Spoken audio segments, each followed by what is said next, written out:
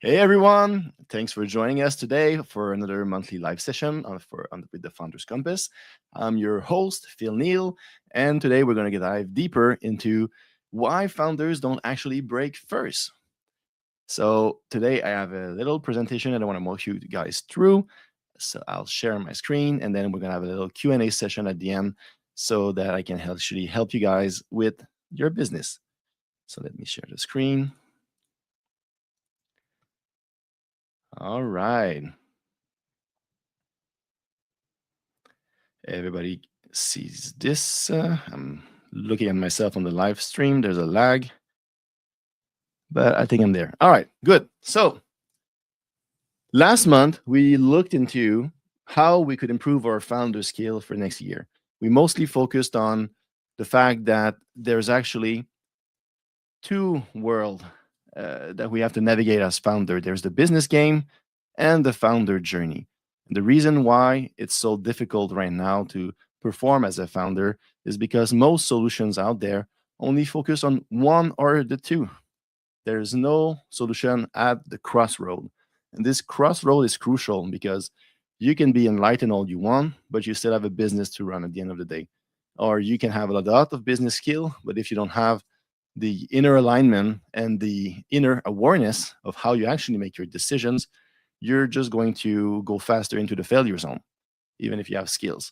And so that founder journey is a journey of self discovery, of self growth, and of leadership, because the waterline between the business journey and the founder journey is actually where we make our decisions. We've learned a core truth. Success in business has mostly to do with the founder journey and very little to do with the actual business journey.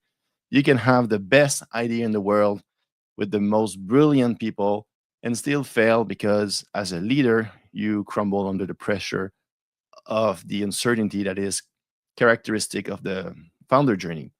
To me, entrepreneurship is a state of leading through uncertainty. You can have a state of optimizing a business, which is a different kind of season. I'm more interested in the entrepreneurial season. And in that season, when founders break, businesses follow. But what actually breaks founder? Well, last time we discussed the shadow of entrepreneurship.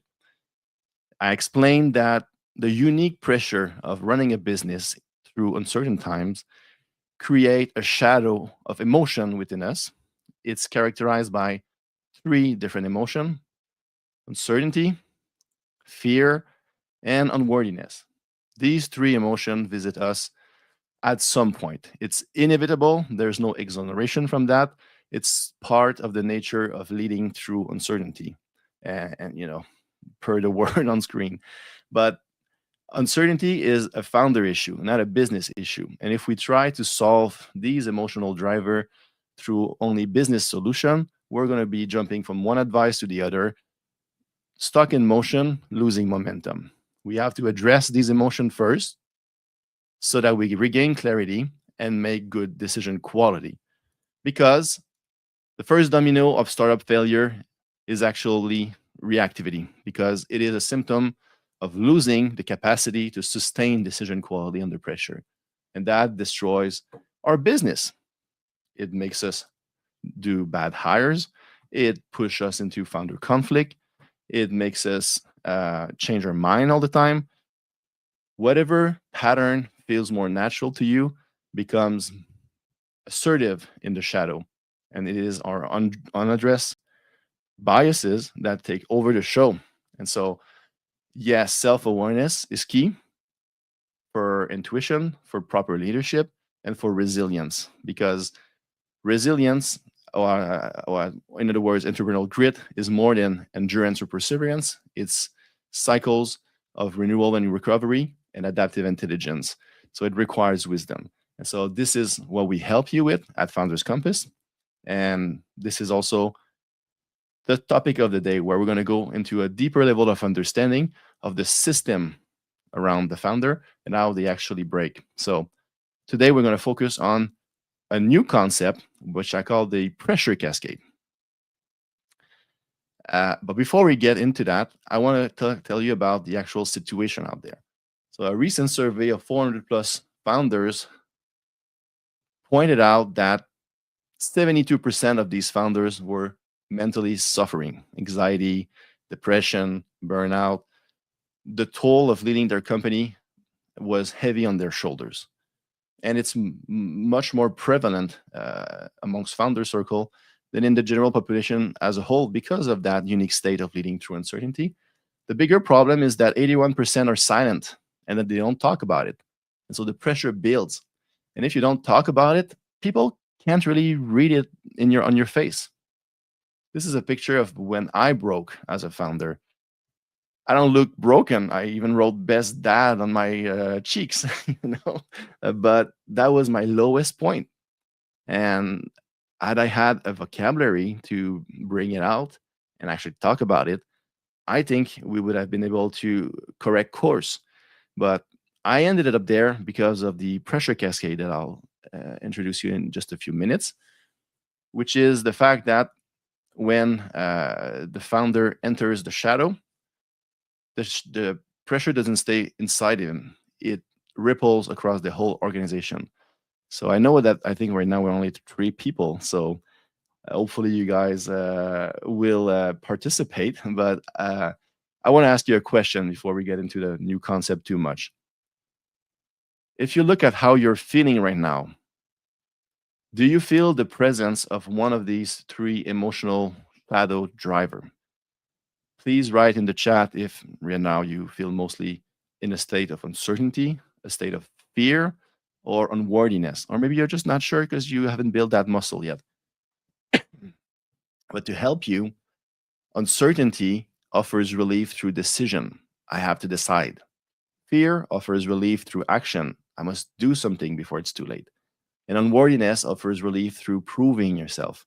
I need to prove I'm worthy, that I'm not an imposter, and so sometimes it's easier to catch ourselves through emotional awareness, sometimes through body awareness, like I'm feeling tense.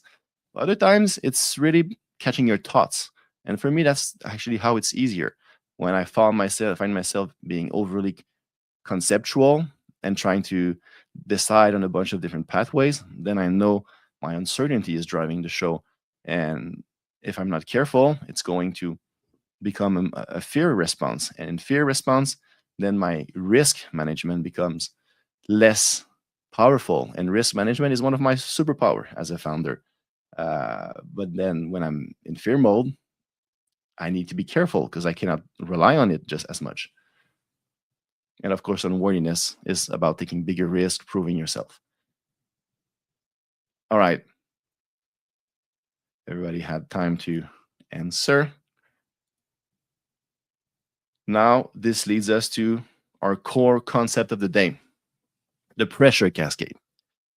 And so, if it is true that the shadow of entrepreneurship is the first domino of startup failure because it destroys decision quality by making the founder more reactive and fall into his unaddressed patterns and biases, well, you could think that founders break because of that.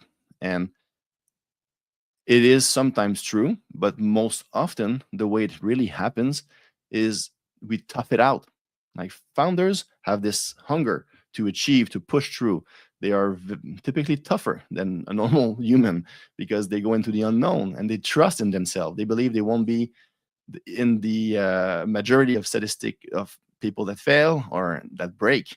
And so we typically can handle a lot, but the more the business grows, the more the stakes rise, the more the storm of pressure visits us.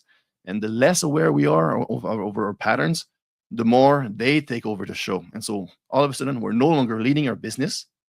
Our emotional drivers are running the show. The shadow is running the show. And when that happens, the pressure doesn't stay inside us. It ripples through our stakeholders. Now, stakeholders can be your co-founders, it could be your key employees, but it can also be your loved ones. They feel a pressure that they never signed up for. And through that pressure, they start themselves to fall into the shadow. Their own pattern goes up, and the leadership gets spread all over the place. There's no longer a real leader. Everybody takes charge and react with their own shadows. And if we're not careful, these people sometimes withdraw, fight back, quit, burn out. And so that's the first step of the pressure cascade. The founder is in the shadow, it ripples to his key stakeholder. But then from there, it doesn't end, because imagine you have an investor pulling out.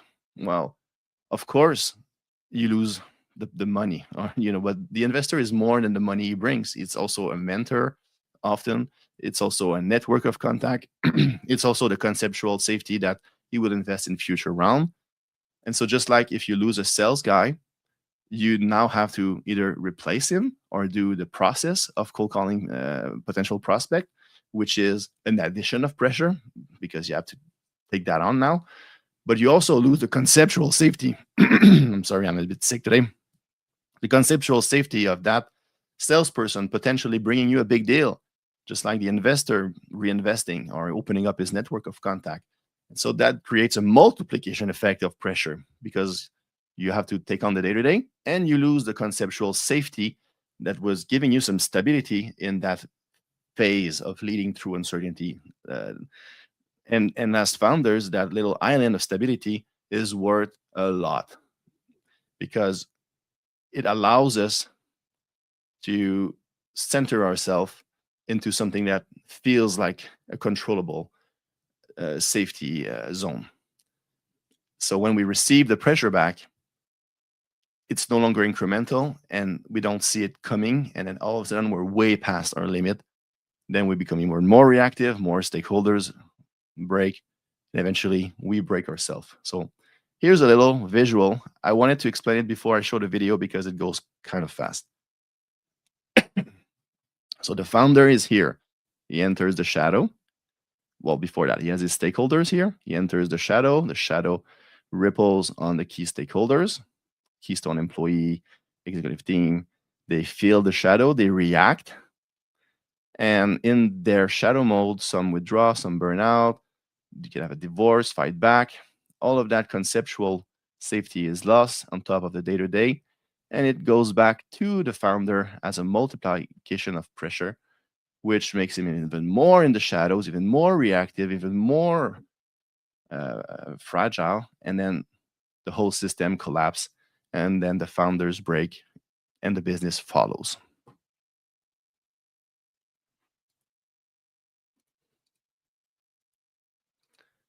So let me ask you a question. Who in your world is most likely carrying an unspoken pressure right now? Comment in the chat. Is it your co-founder, executive team, or key hires like your employees? Maybe an investor that you're overly relying on, your family, your advisory board, or maybe just yourself. Take a few minutes and really think about that, because we feel it. Like, we know when something's off with our partners. We know when there's something that must be addressed, but then we just brush it off often as part of the game. It's, eh, being a founder is hard. We have to power through. But like I said, that strength is what actually comes back against us, because we feel like we're being strong and pushing through, but we're actually lacking the courage to address these things. And that's even though we know they're there. And then it comes back, and we have to pay the price. And so if you have to guess, what would be their pressure level on a scale of 1 to 10? How urgent is this conversation?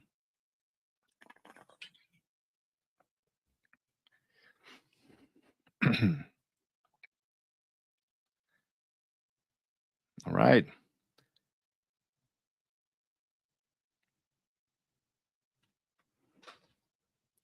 So, what can we do about it?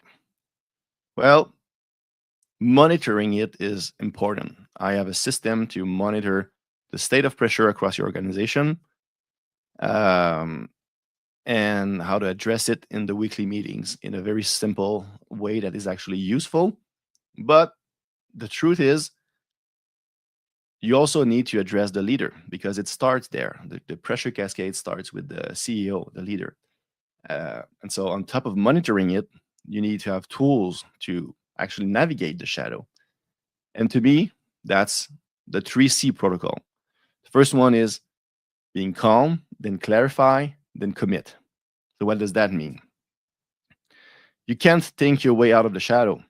You have to regulate your central nervous system first, like breathing, finding your anchors. Like for me, taking my kids on a trip to Cancun was actually my anchor, a place of identity, safety in the present moment that I could feel good about myself, feel worthy of being, alive essentially, because I could be a father in the present moment, not something in the future, like becoming the father of the year, but a father today.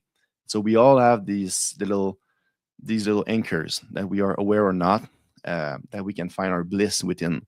Like now, I know that comedy for me is an anchor. Like if I make someone laugh, then it gives me a sense of purpose, and it helps me calm myself.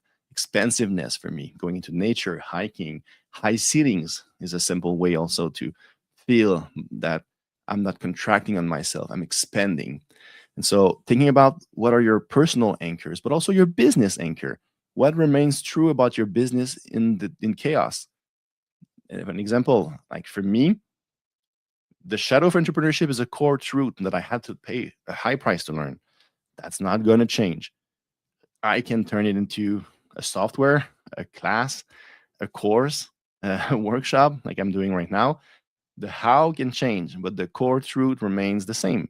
And so when the chaos takes over, it is very helpful to find our anchors and remember that not everything is falling apart. Just some aspect needs to burn so that the truth comes out of it and we can make better decision. And so to not react to all of these little problems, which brings me to giving yourself permission to let the world burn for a while. What you will find is that in the ashes of fake urgency, hide what truly requires your proactive focus. Second is clarify. So you need to be able to name the shadow. Like, are you uncertain, fearful, or feeling like you need to prove yourself through unworthiness right now? This is a different level of shadow, that affects your reactivity level. Uncertainty is easily managed. You can manage that, but fear requires more energy to address it proactively because it's a next level of shadow. So keep your finger on the pulse, name the shadow, put it out of your key stakeholders regularly, and challenge the story it tells.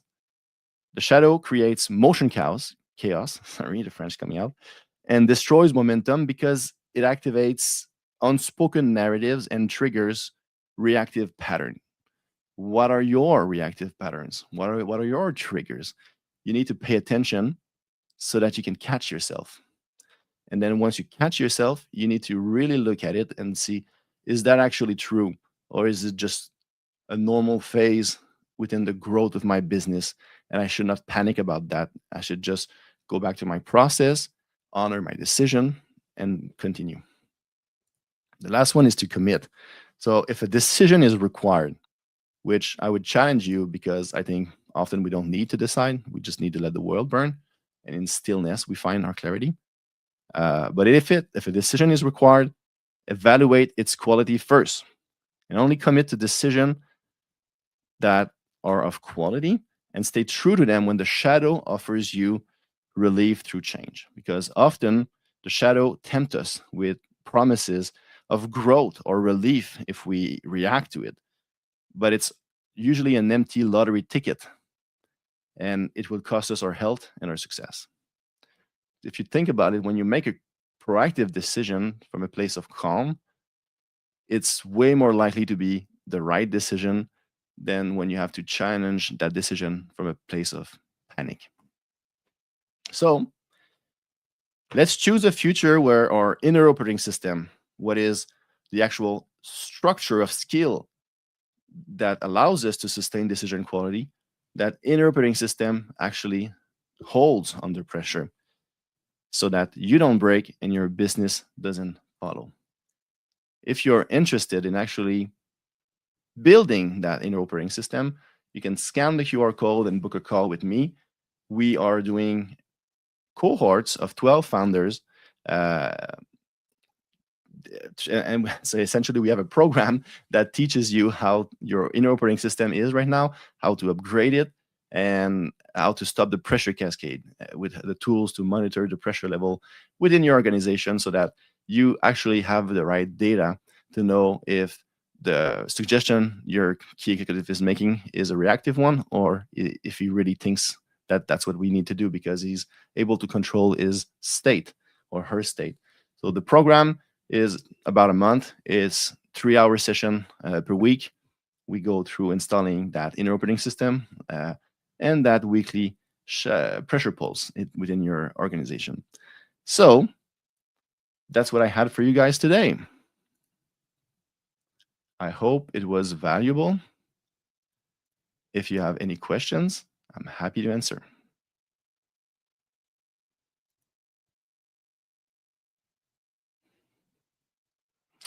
I thought I could see the comments on my little cell phone here, but now I see that there was a bunch. Okay. Amazing discussion. Interested with this program too. Thank you. Corey, a human OS, a founder OS, such a refreshing approach. Thank you. Both booked an assessment. That's great. I agree, Sema, that founders often carry this invisible pressure and it doesn't show up in metric. I think metrics are overvalued. We need data, but we also need intuition.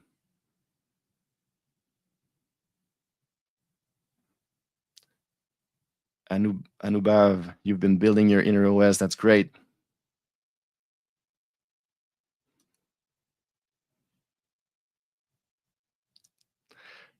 Well, thank you guys. I appreciate it. And I'll be doing that again next month. If you have a topic you'd like me to tackle, feel free to send me a DM. The goal is to make these helpful and to have these little monthly call as an anchor for you guys in the storm of the day-to-day of your business so that you take a moment to really reflect on how you show up as a founder, where you might have a gap, how you could become a better one, because I truly believe that entrepreneurship is a force for good for the solution it brings, but also for the transformation that it provides to the founder that have the courage to embrace it. And so I want to empower you to navigate your journey with courage and get out there, confront your limits, and actually become your best version. So,